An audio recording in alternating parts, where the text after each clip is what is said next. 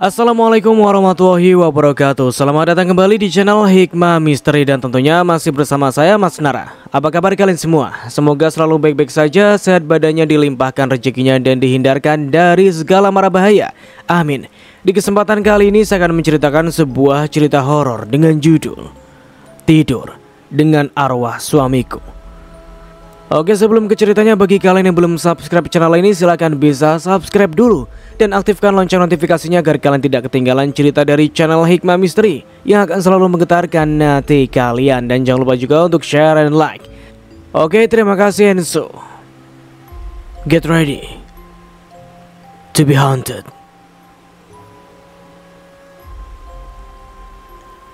Hai, perkenalkan, nama aku Miskawati.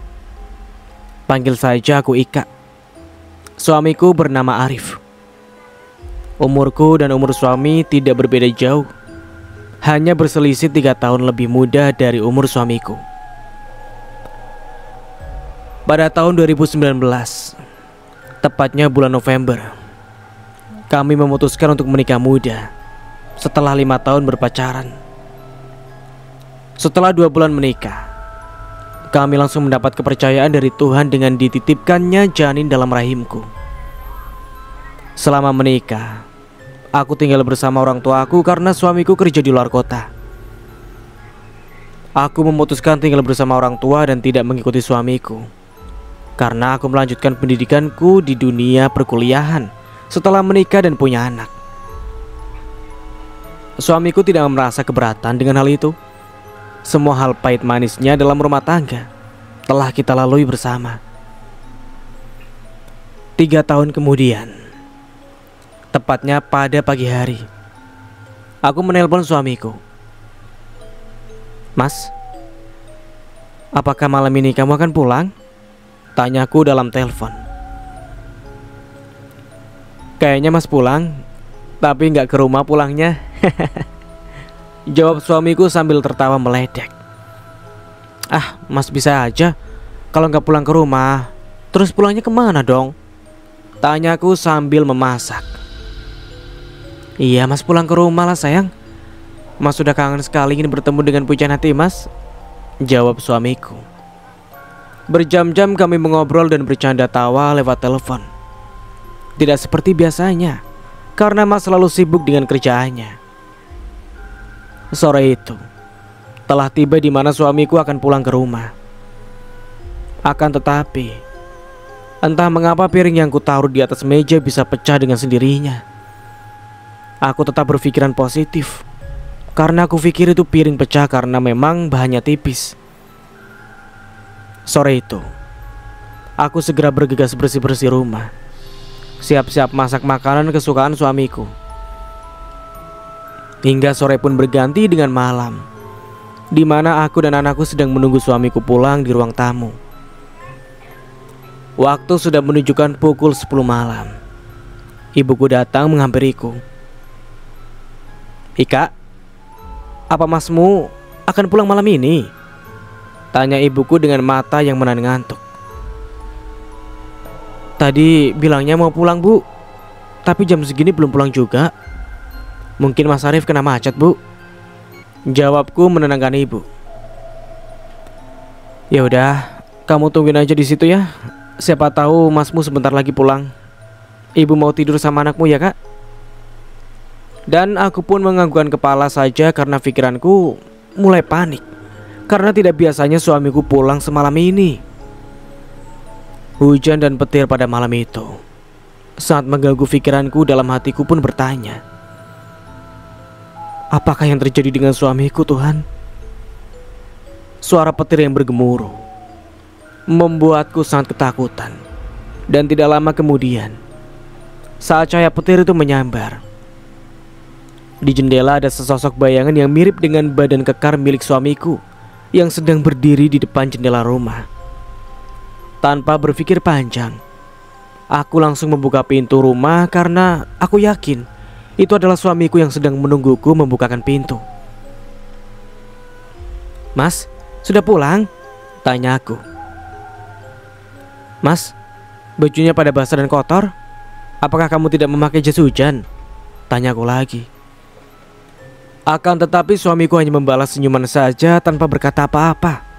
Dengan tatapan yang kosong, muka yang pucat dan badan yang sangat dingin. Di situ aku bergegas untuk mengambil handuk dan membuat secangkir teh hangat untuk suamiku. Saat aku memberikan handuk, kulihat suamiku sedang duduk terdiam di kursi dengan tatapan yang kosong. Dalam pikiranku saat itu, mungkin suamiku kelelahan atau sedang banyak pikiran. "Mas, ini handuknya. Ganti baju dulu ya, biar hangat badannya," ucapku sembari memberikan handuk di tanganku. Suamiku hanya menganggukkan kepalanya sedikit tanpa berkata apapun. Aku langsung ke dapur membuat teh hangat untuk suamiku. Di saat aku sedang membuat teh, tiba-tiba aku merasa sangat merinding dan angin pun berhembus begitu kencang. Dan aku merasa seperti ada seseorang di belakangku. Aku mencoba memberanikan diri untuk menengok ke belakang.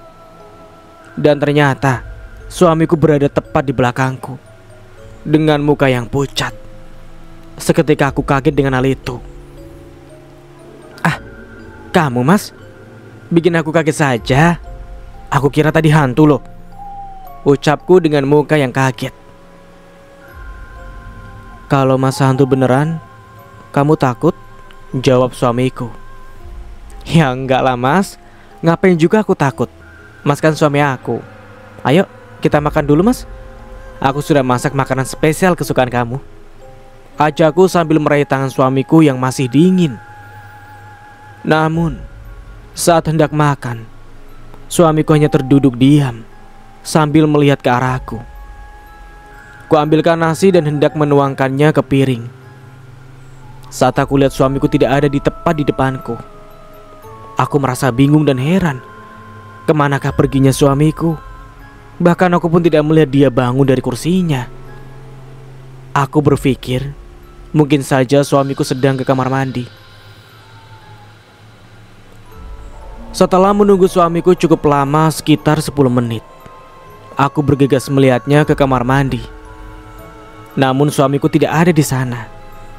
Aku langsung pergi ke kamar dan melihat seorang lelaki sedang terbaring di tempat tidur. Yang ternyata itu adalah suamiku. Di situ aku merasa sangat aneh. Tanpa pikir panjang, aku langsung bertanya kepadanya, "Mas, kamu dari tadi di sini? Aku nungguin kamu loh Mas buat makan bareng," ucapku. Suamiku hanya terdiam, tidak menjawab sedikit pun pertanyaanku. Rasa penasaranku sangat tinggi pada saat itu, karena suamiku sudah pulang kerja, tidak mengajakku berbincang hangat seperti biasanya. Saat itu juga aku langsung mendekati suamiku yang sedang berbaring di atas kasur. Sambil memeluk suamiku. Namun yang terjadi sangatlah mengejutkan. Saat diriku sedang memeluk suamiku, terasa badannya sangat-sangat dingin dan agak berbau amis. "Mas, kamu tadi gak jadi mandi ya?" tanyaku sambil melepaskan pelukanku.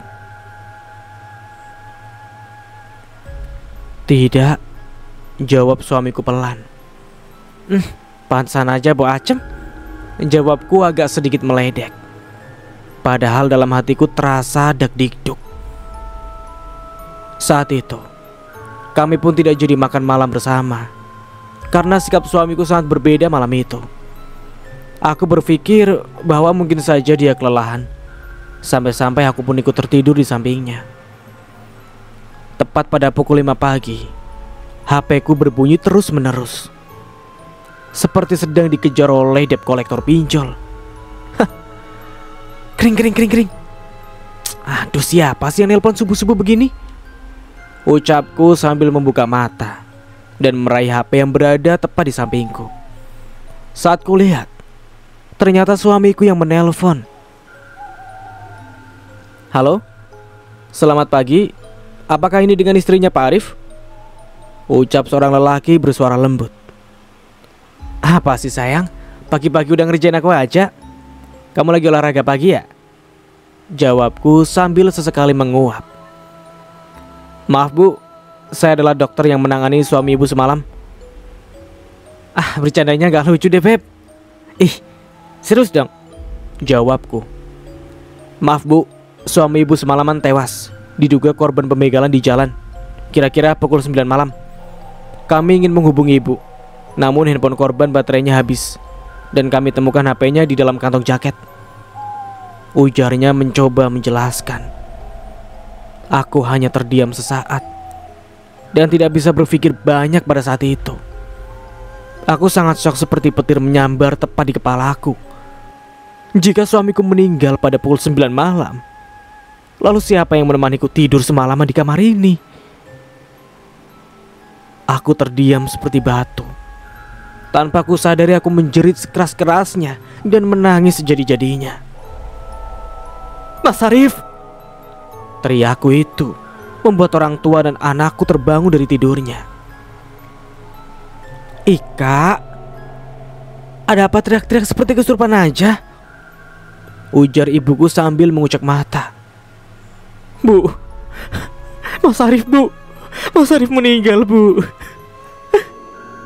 Ucapku sambil menangis terseduh. Saat itu juga ibuku kaget bukan kepalang saat mendengar kabar kematian suamiku. Innalillahi wa inna ilaihi raji'un. Arif, ibu sangat tidak menyangka kau akan pergi secepat ini. Semoga amal ibadahmu diterima di sisinya. Ibu bersumpah, kamu adalah menantu yang paling baik. Udah, kamu yang tenang ya, ujar ibuku sambil menahan tangis dengan nada yang lembut sambil menenangkan diriku. Setelah itu, aku dan ibuku langsung bergegas pergi ke rumah sakit, di mana jenazah suamiku berada, dengan diantar oleh tetanggaku. Anak sematawayang kami kutitipkan pada tetanggaku. Sepanjang jalan kuceritakan kejadian yang menimpa suamiku kepada ibu. Setelah beberapa menit, kami pun sampai di rumah sakit. Permisi sus, izin bertanya, jenazah korban pembegalan semalam atas nama Arif di mana ya? Tanya ibuku kepada salah satu petugas rumah sakit. Ada di ruang autopsi bu, lantai 5 ruang 10, jawab petugas rumah sakit. Baik, terima kasih sus. Seketika aku langsung berlari ke arah lift. Namun kutunggu sangat lama. Tanpa pikir panjang, aku langsung menaiki tangga dengan nafas yang terengah-engah. Saat sampai di lantai 5, aku langsung berlari mencari ruangan autopsi. Saat di depan ruangan tersebut, aku masih bertanya-tanya, apakah ini hanya mimpi atau memang ini kenyataan? Sebab yang menemaniku semalaman memang mirip sekali dengan wajah suamiku. Tok tok tok tok tok. Aku mengetuk pintu dan langsung memasuki ruangan tersebut. Kulihat ada beberapa orang di sana yang sedang melihat dan memeriksa tubuh yang telah terkapar kaku, tanpa kepala, dan ditutupi oleh sehelai kain putih. Apakah ini istrinya korban pembegalan atas nama Arif? Ujar seorang petugas kepolisian. Apakah itu benar, Mas Arif suamiku? Tanyaku lagi untuk memastikan. Ini barang-barang pribadi milik suami ibu. Kami temukan di sekitar tempat kejadian, ujar salah satu polisi sembari memperlihatkan barang-barang milik suamiku dalam kantong kresek. Jika memang benar ini suamiku, di mana kepalanya? Ini bu, kepalanya terputus saat hendak kami angkat tubuh korban, ujar seorang petugas rumah sakit yang memperlihatkan kepala suamiku yang terputus itu. Sontak aku sangat amat terkejut, kaget, sedih, dan bingung menjadi satu. Langsung kepeluk tubuh suamiku yang sudah kaku dan tanpa kepala itu. Aku bergegas mengusap kepala suamiku dan kucium keningnya untuk terakhir kalinya. Untuk rasa takutku hilangkan karena kesedihanku yang teramat dalam. Kulihat beberapa kali wajah suamiku itu dengan rasa penasaran, siapa yang tega berbuat seperti itu kepada suamiku.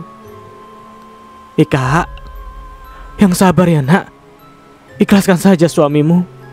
Semoga dia ditempatkan di tempat yang paling baik, jawab ibuku.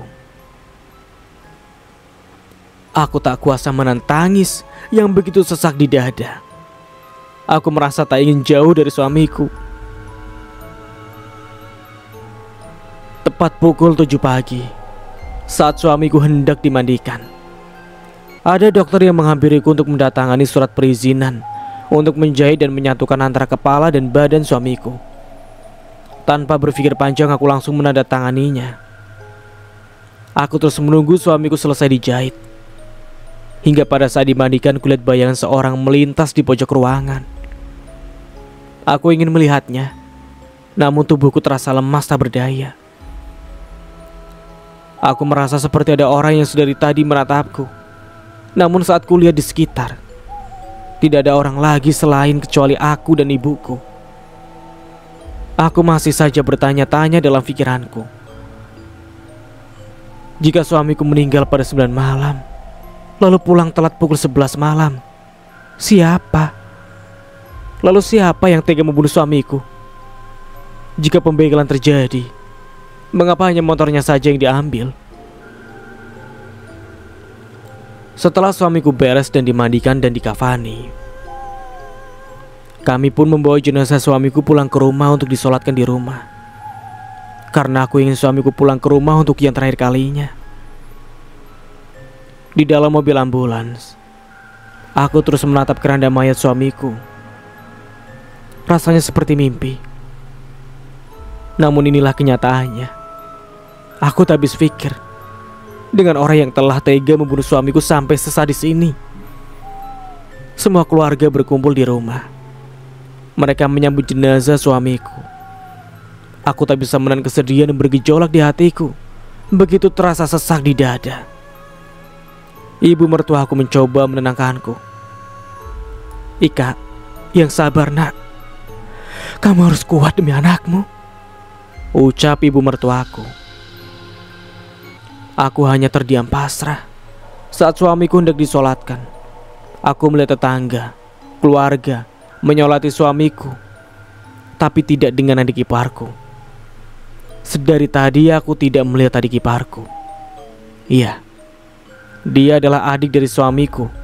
Namanya Taufik. Apakah dia tidak tahu kabar tentang kematian kakak kesayangannya? Waktu menunjukkan pukul 13, di mana jenazah suamiku akan dikuburkan. Setelah tibanya di kuburan, anakku menghampiriku. Mah, itu pocong siapa, Mah? Tanya anakku dengan polos. Itu bapak kamu, nak, jawabku. Oh, kok bapak jadi pocong, Mah? Emangnya bapak mau dikubur ya, Mah? Ucap anakku dengan segala pertanyaannya. Aku bingung saat itu. Hendak ku jawab apa supaya anakku mengerti. Dari kejauhan kulihat adik iparku berada di kuburan, melihat jenazah kakaknya dikuburkan. Namun dia tidak mendekatinya.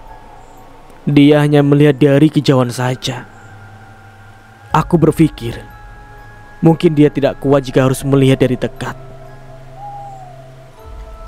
Setelah selesai dikuburkan, rasanya kaki dan badanku terasa berat untuk meninggalkan suamiku sendirian di kuburan. Mas, kamu kan udah janji mau menemenin aku wisuda. Kamu kan janji bulan depan. Tapi kenapa kamu ninggalin aku tanpa pamitan, Mas? Ucapku. Saat itu, adik iparku menghampiriku. Ika, aku turut berduka cita atas meninggalnya suamimu, ujar Taufik adik iparku. Iya, terima kasih, Fik. Kamu dari pagi kemana aja, Fik? Aku semalam tidur sama teman-temanku, Kak, jawab Taufik dengan sedikit gugup.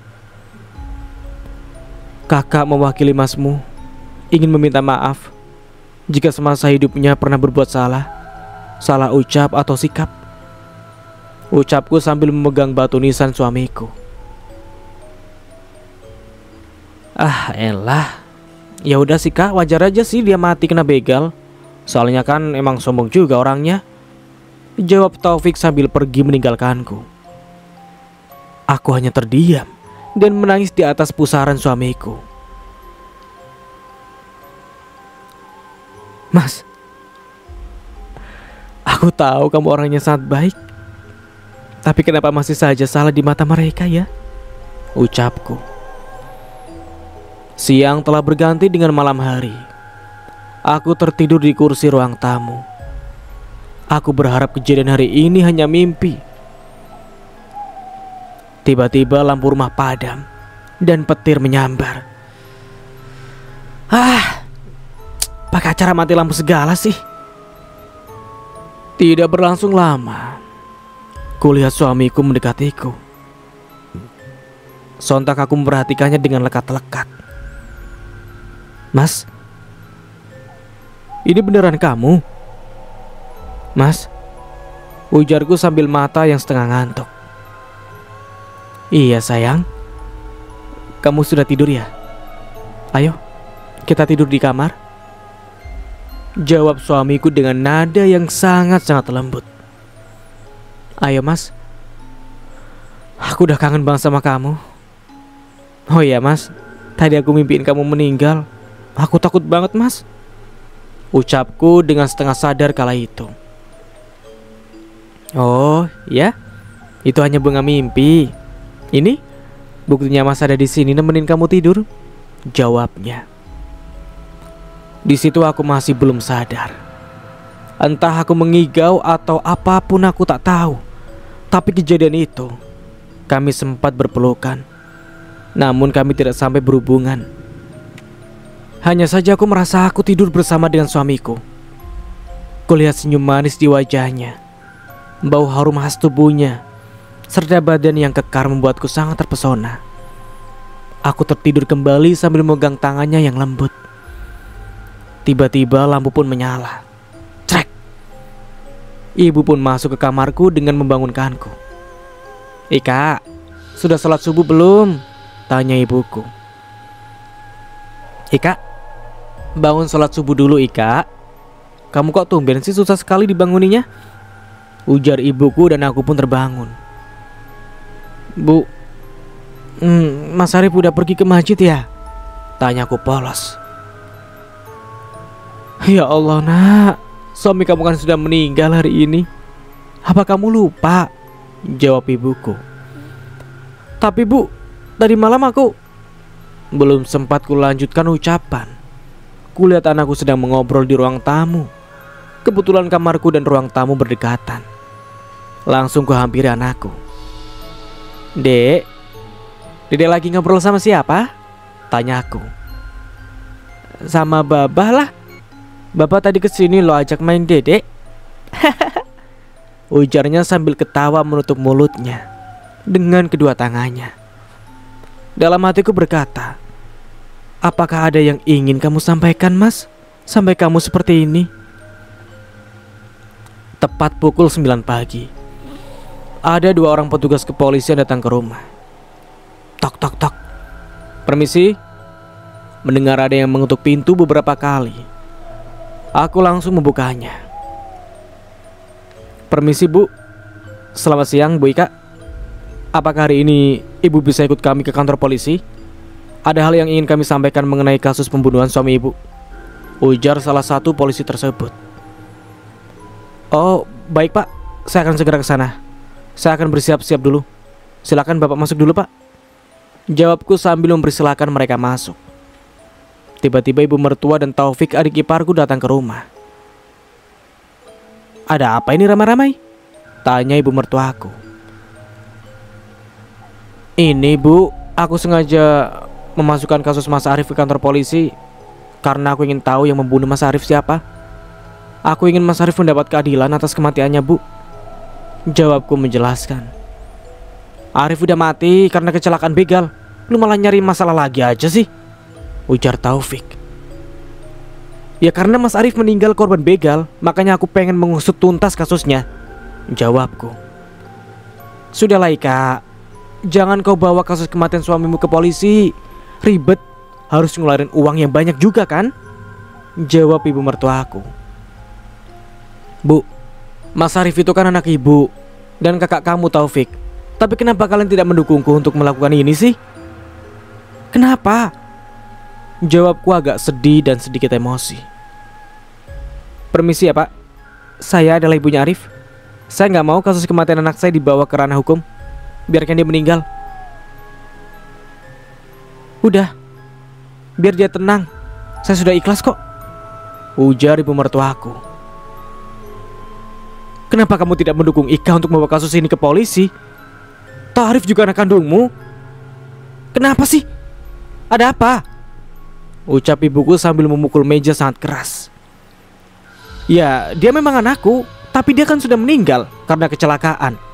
Biarkan Tuhan yang membalas semua perbuatan orang-orang yang sudah membunuh Arif, jawab ibu mertuaku. Jikalau begitu, aku yakin pasti kalian berdua dalang dari semua kejadian ini. Karena mana mungkin seorang ibu ikhlas begitu saja melepaskan kepergian anaknya untuk selamanya, ujar ibuku. Tutup mulutmu, jaga omonganmu ya. Kamu juga kalau ada di posisi seperti ini pasti mendukungku. Lalu ibu mertuaku dan Taufik pergi dari rumah. Pak, maaf ya atas kejadian tadi. Iya Bu, tidak apa-apa. Saran saya lebih baik kasus ini dibawa ke jalur hukum, supaya korban mendapat keadilan dan pelaku mendapat hukuman yang setimpal dengan perbuatannya, ujar salah satu petugas kepolisian. Baik Pak, selagi itu untuk kebaikan suami saya akan lakukan. Lalu petugas kepolisian pun pamit pergi untuk meneruskan kasus kematian suamiku. Bu, udah 2 malam semenjak kejadian Mas Arif meninggal. Aku merasa ada kejadian aneh, Bu. Aku merasa Mas Arif menemaniku tidur tiap malam. Entah itu mimpi atau kenyataan, tapi yang jelas aku merasakan kehadirannya, Bu, ucapku. Seketika ibuku yang sedang meminum pun tersedak. Yang benar aja. Masa orang yang sudah meninggal datang nemenin tidur sih? Itu mimpi aja mungkin, jawab ibuku. Apa mungkin Mas Arif gak seneng ya Bu kalau kasus kematiannya aku bawa ke polisi untuk diselidiki? Itu perasaan kamu aja kali Ika, jawab ibuku sambil bergegas bangun dari tempat duduknya. Siang berganti malam, di mana aku yang baru selesai sholat isya langsung duduk di depan meja riasku. Dalam hatiku, apakah malam ini arwah suamiku? Sudahlah. Setelah aku bercermin, aku langsung membaringkan tubuhku ke atas kasur, dan kulihat anakku sudah tertidur dengan pulasnya. Aku pun langsung tertidur karena aku merasa sangat lelah juga. Tepat pukul 2 dini hari, aku merasa ada orang yang memanggilku dengan suara yang sangat tidak asing di telingaku.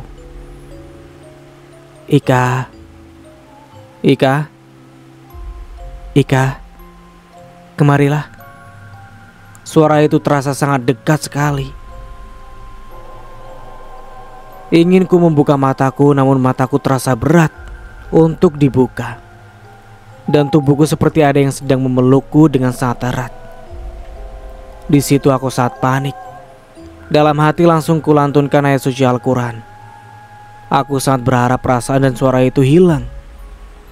Dan benar saja, langsung kubuka mataku dan langsung aku bangun dari tidurku. Ya Allah, apa tadi aku hanya bermimpi? Ucapku sambil mengelap keringat yang ada di wajahku. Tiba-tiba kulihat arwah suamiku sedang berdiri tepat di depanku sambil tersenyum pucat pasi. Langsung kuhampiri suamiku karena tidak ada rasa takut yang menyelimutiku saat itu. Mas, apakah kamu ingin memberitahuku sesuatu? Ucapku. Suamiku hanya memandangiku beserta anakku. Setelah itu suamiku berjalan ke arah kamar ibuku. Aku pun bergegas mengikuti dan tiba-tiba arwah suamiku menghilang. Aku dibuat bingung dengan apa yang ingin suamiku perlihatkan. Aku langsung mengetuk pintu kamar ibuku. Tok tok tok tok. Bu, ibu, ucapku sambil terus mengetuk pintu kamar ibuku. Namun tidak ada jawaban. Langsung ku buka pintu kamarnya, namun ibuku tidak ada di dalam kamar. Kulihat sekeliling kamar, ternyata ibuku memang tidak ada. Dan kulihat jendela kamar ibu yang terbuka dengan hembusan angin yang sangat kencang, membuat gorden bergerak-gerak.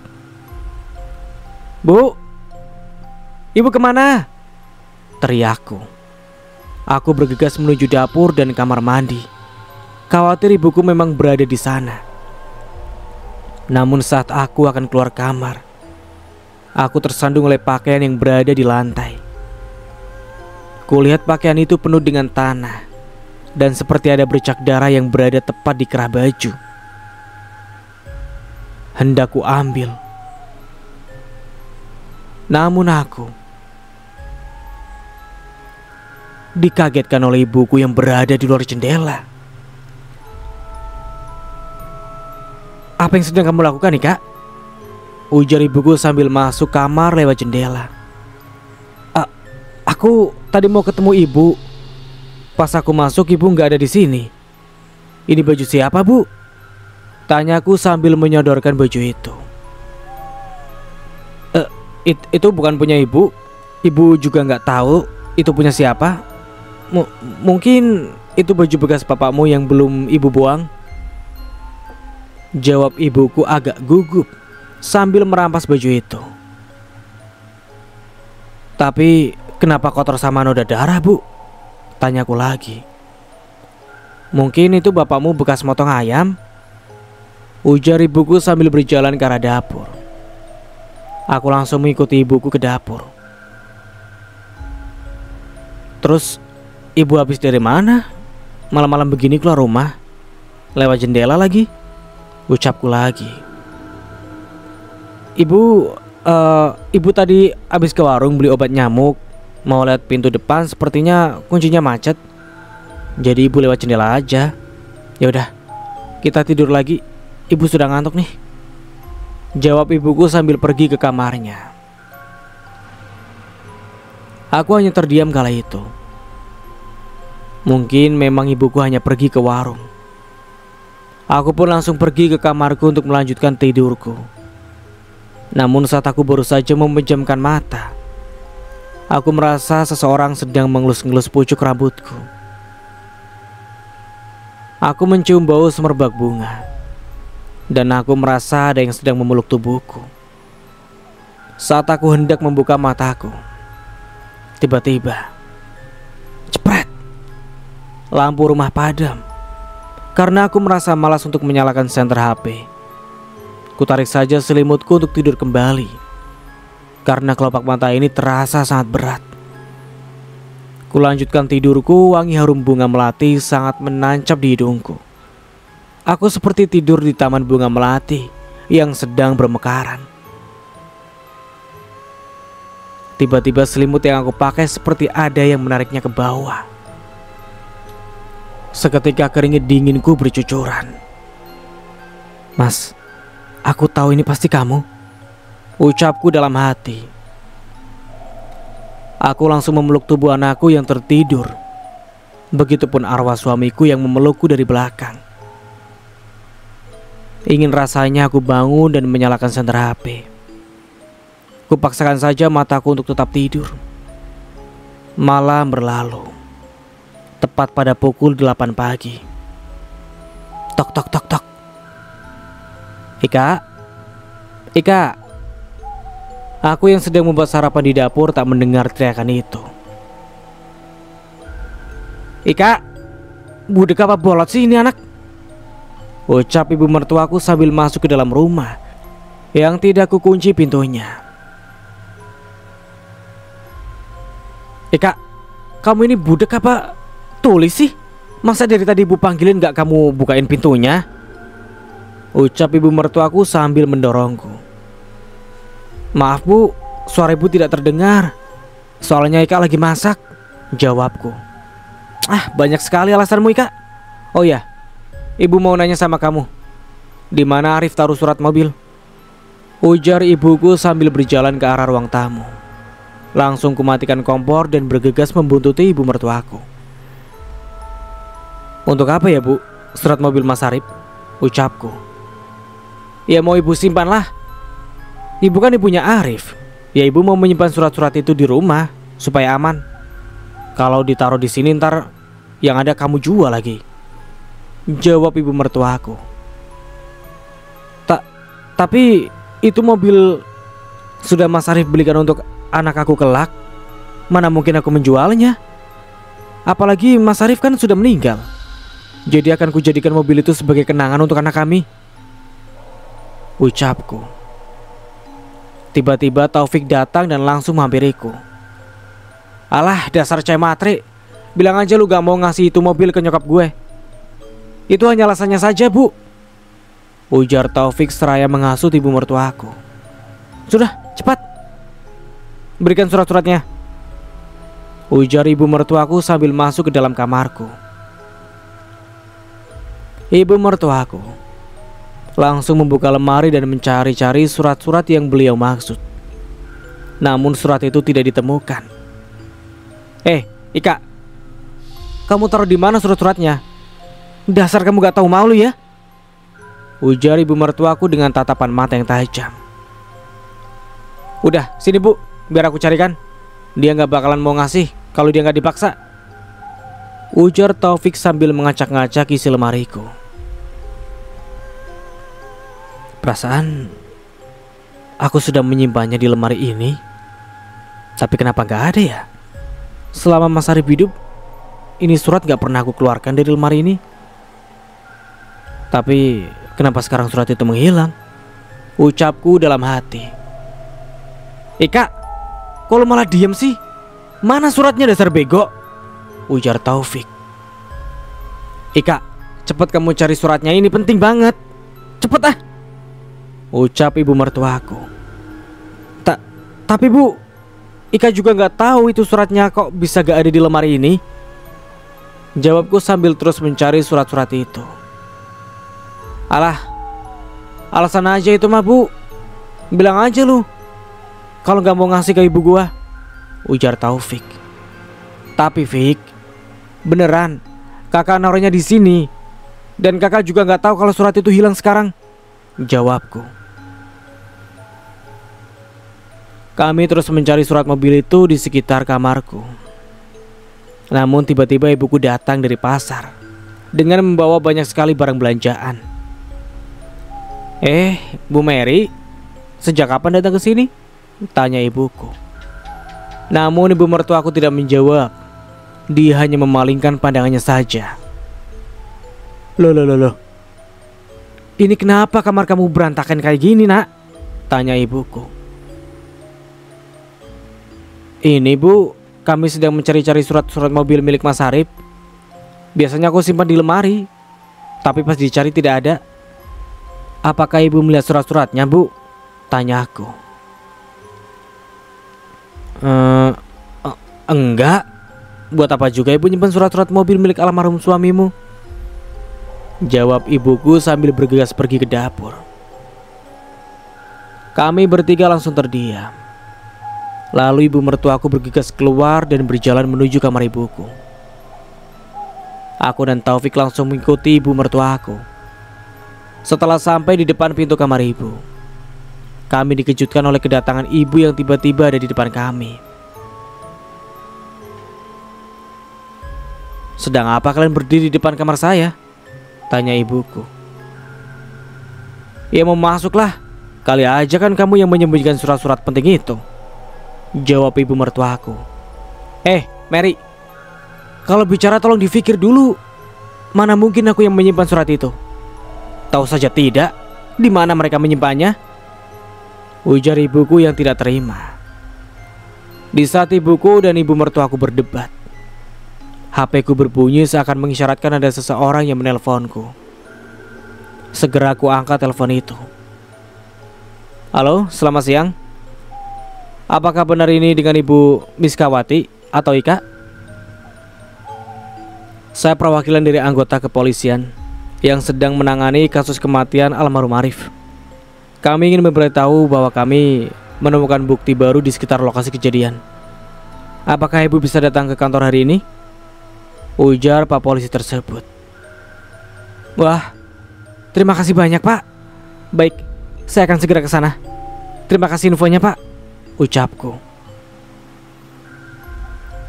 Ibuku, ibu mertuaku dan Taufik tercengang saat mendengar telepon tadi. Mereka langsung menghampiriku dan langsung mengakhiri pertengkaran mereka. Ika, ibu boleh ikut ke sana nggak? Ibu kan pengen tahu bukti apa yang ditemukan polisi, kata ibuku. Iya bu, boleh. Tapi kalau ibu ikut, anak aku sama siapa? Tanyaku. Ya, ibu aja yang ikut ya Ika. Biar anak kamu ntar sama ibu kamu saja, jawab ibu mertuaku. Ayo Ika, cepat kita masuk ke mobil, ujar ibu mertuaku sambil berjalan keluar rumah. Taufik, kamu mau ikut sama kita nggak? Tanyaku pada adik iparku satu-satunya. Enggak, males.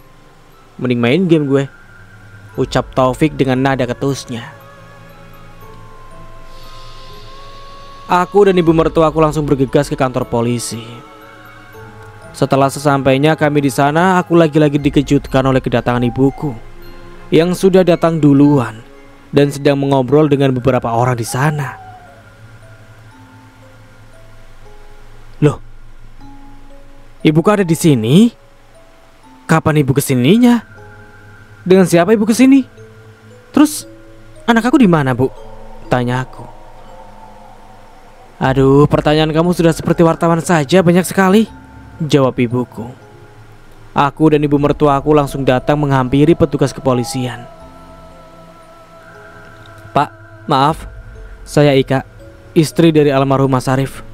Saya tadi ditelepon untuk melihat barang bukti yang ditemukan di TKP, ucapku. Oh, tadi barangnya sudah kami keluarkan dan ibu Anda sendiri yang melihat. Kata beliau Anda tidak bisa hadir ke sini dan beliau pula yang meminta kami untuk tidak melanjutkan kasus kematian suami Anda, Bu, jawab petugas kepolisian tersebut. Aku langsung bergegas menemui ibuku yang sedari tadi menatapku di tempat duduk.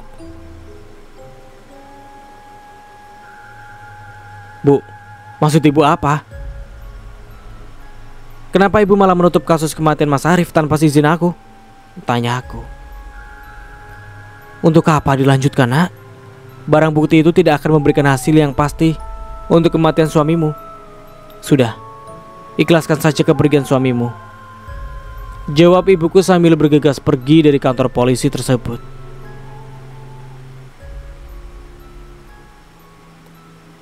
Ibu bilang juga apa?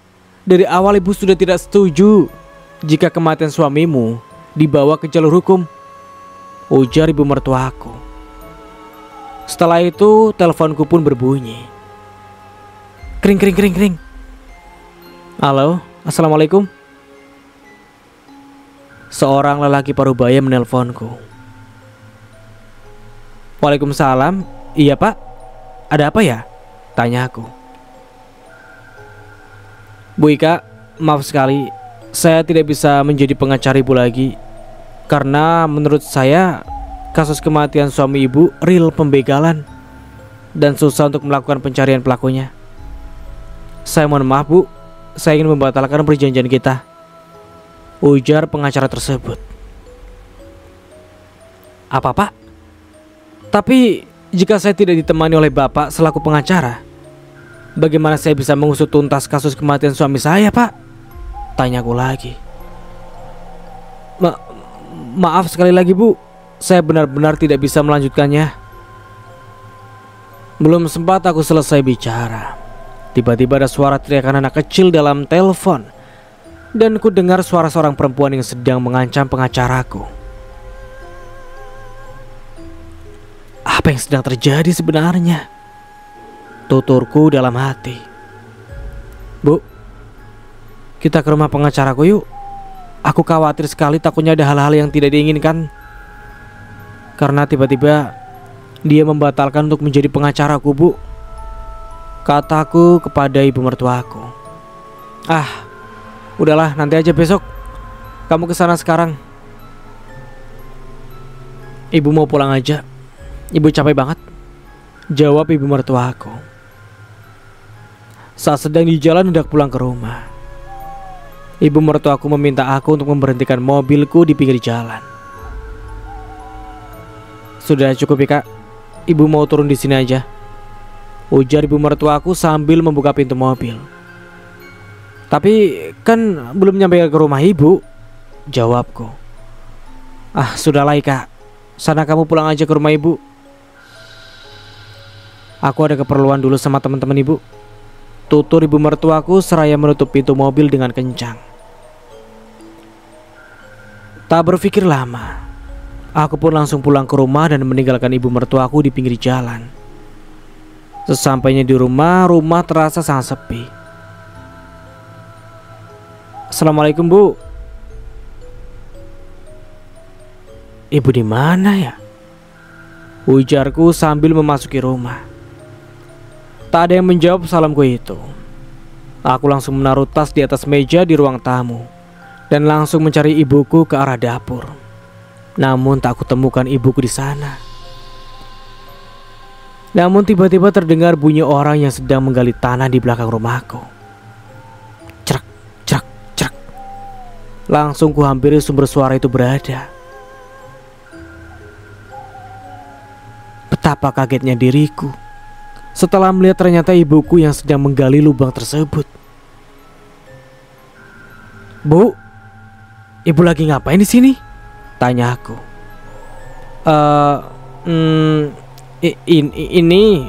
Ibu lagi buat lubang untuk bakar-bakar sampah, Nak. Kamu sudah pulang? Tanya ibuku. Iya, Bu. Tadi kenapa nggak bareng pulangnya, Bu? Tanya aku. Oh, ibu buru-buru, soalnya kan anak kamu tadi ibu tinggal sama Taufik. Ibu takut si Taufik ngapa-ngapain anak kamu. Oh ya, ibu harap kamu ngerti ya dengan keputusan yang sudah ibu berikan untuk tidak melanjutkan kasus itu, jawab ibuku. Aku mengangguk pelan. Entah apa yang harus aku lakukan saat ini. Aku benar-benar bingung. Malam pun tiba. Karena hari ini lelah, aku tidur lebih awal dari ibuku dan anakku. Jangan, Arif, jangan. Saya tidak bersalah, Arif. Saya tidak bermaksud untuk menghabisimu. Teriakan itu sontak membangunkanku dari tidurku. Suara itu terdengar dalam kamar ibuku. Aku bergegas bangun dan langsung pergi ke kamar ibu. Ah, jangan Arif, jangan sakiti ibu, teriak ibuku. Tok tok tok tok. Bu, ibu, tolong buka pintunya, Bu. Ibu kenapa, Bu? Bu, ini Ika, tolong buka pintunya, Bu. Aku terus mendorong pintu kamar ibu yang terkunci. Tiba-tiba pintu terbuka dengan sendirinya. Aku langsung masuk dan kulihat ibuku ketakutan sekali. Beliau berada di pojokan kamarnya. Jangan Arif, jangan. Ibu nggak tahu apa-apa. Rintihan ibuku yang ketakutan. Bu, ibu kenapa? Tanyaku sambil memeluk ibuku. Ika, ibu takut Ika, jawab ibuku. Iya, ibu takut apa, Bu? Coba yang tenang. Tenangkan diri. Habis itu cerita pelan-pelan sama Ika, Bu, tuturku sambil membangunkan ibuku. Tadi suami kamu datang, Ika. Dia seperti marah sama ibu. Dia menampakkan dirinya di depan ibu saat ibu sedang tidur. Dia menghampiri dan tangis ibuku menjadi-jadi. Aku bingung dengan apa yang terjadi terhadap ibuku. Dan sampai di sini dulu ceritanya. Nantikan kelanjutan ceritanya di part berikutnya. Dari saya mohon maaf bila ada salah kata atau dalam penyampaian cerita. Akhir kata, wassalamualaikum warahmatullahi wabarakatuh. Sampai jumpa di video berikutnya.